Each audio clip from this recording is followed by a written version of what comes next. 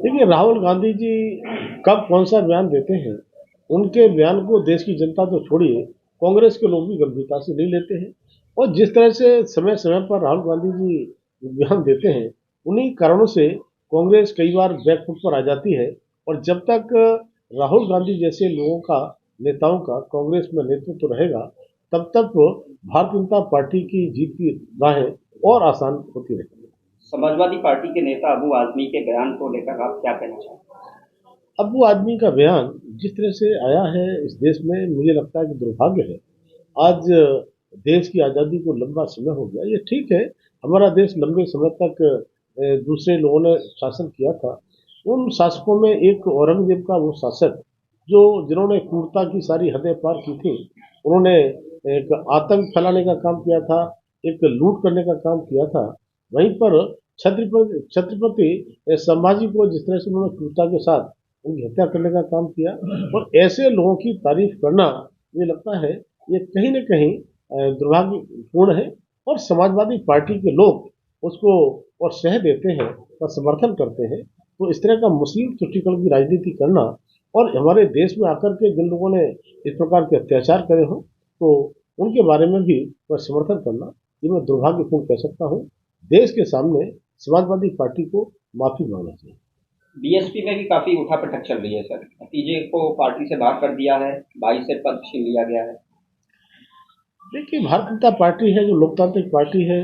Samajwadi party की मैं बात करूं, तो कोई परिवार, नाम तो समाजवादी है, वो परिवारवादी पार्टी है। और बसपा की बात जहां तक कि मैं कहूं, तो उसमें केवल अकेला चोर वाली स्थिति, कि बहन जी एकमात्र नेता है, और वो जो जैसा चाहती है वैसा उसका फैसला होता है। तो इसलिए ये उनका विषय है, आंतरिक मामला है, उसमें कोई टिप्पणी नहीं कहूँगा। लेकिन ऐसी पार्टियों को, ऐसी सोच की पार्टियों को जनता ने किनारे करने का काम किया।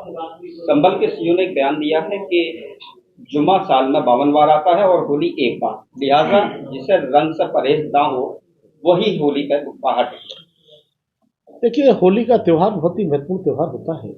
और मैं समझता हूँ कि हिंदुओं के जब त्यौहार होते हैं, तो कई बार कुछ लोग व्यवधान डालने का प्रयास करते हैं। लेकिन दूसरे धर्मों के त्यौहार होते हैं, हमारा हिंदू इतना सहिष्णु है कि वो कभी भी दूसरे के त्यौहार में खलल डालने का नहीं करता है।